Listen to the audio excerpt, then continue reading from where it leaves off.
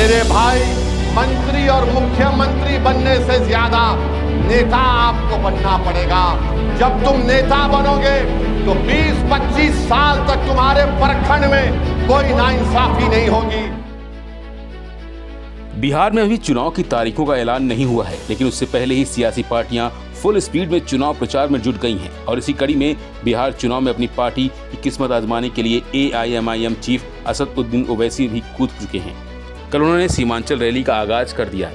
इस दौरान वह सत्ता पक्ष के साथ साथ विपक्षी दलों पर खूब बरसे, साथ ही उनके बीजेपी की बी टीम कहने पर भी पलटवार किया। ओवैसी ने एक इंटरव्यू के दौरान यह भी दावा किया है कि बिहार में अगर NDA गठबंधन की जीत होती है तो इस बार नीतीश कुमार की जगह भाजपा का कोई नेता मुख्यमंत्री बनेगा।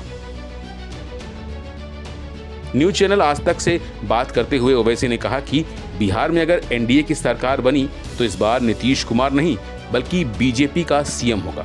जब उनसे पूछा गया कि आप पर भाजपा की बी टीम बनने का आरोप लगता है, आप मुस्लिम वोट काटने के लिए बिहार आए हैं, तो उन्होंने कहा कि यह महज आरोप है। इसके साथ ही उन्होंने कहा कि सीमांचल की इंसाफ और तरक्की के लिए वो लड़ाई लड़ते रहेंगे। ये बात गलत है कि चुनाव का प्रचार आज से शुरू किया जा रहा है। चुनाव का प्रचार शुरू हो चुका है और हमारे अध्यक्ष अख्तर उल ईमान साहब की लीडरशिप में काम चल रहा है।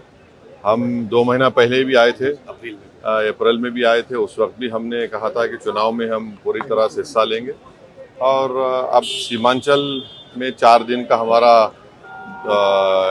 विजिट होगा। मुख्तलिफ विधानसभा में हम अख्तर उल ईमान साहब जाएंगे, वहाँ पर आवाम से मुलाकात भी करेंगे, पब्लिक मीटिंग भी करेंगे। सर, क्या उम्मीद करते हैं? जैसे CWC का मीटिंग कल से हो रही है पटना में, बिहार चुनाव सामने है, घोषणा भी हो गई है, क्या लगता है इस बार चुनाव में किस तरह कदम जा सकते हैं? हमको हमारी पार्टी की फिक्र, हमारे कैंडिडेट्स की, हमारे उम्मीदवारों की हमको फिक्र है। उनको कामयाब करना हमारा मकसद है और उस सिलसिले में चाहे बिहार की में जो पीड़ित कमज़ोर लोग हों, जिसमें दलित, मुसलमान हैं, या फिर सीमांचल की डेवलपमेंट की बात हो या इंसाफ की बात हो, ये सब लड़ाई तो जनता ने देख लिया कि अख्तर उल ईमान साहब एक अकेले विधायक रहते हुए भी उन्होंने बड़ी ही पुरजोर तरीके से और बड़ी बहादुरी के साथ, बेबाकी के साथ बिहार के लिए और ख़ासतौर सीमांचल की इंसाफ की लड़ाई लड़ी है। तो यही उम्मीद करते हैं कि आगे भी हम करेंगे। थर्ड फ्रंट की कोई उम्मीद है सर?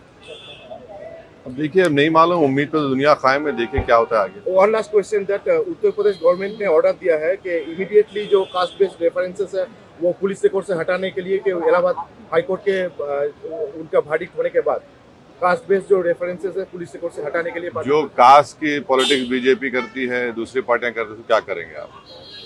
जो कास्ट के नाम पर सम्मेलन करते हैं उसको क्या करेंगे आप?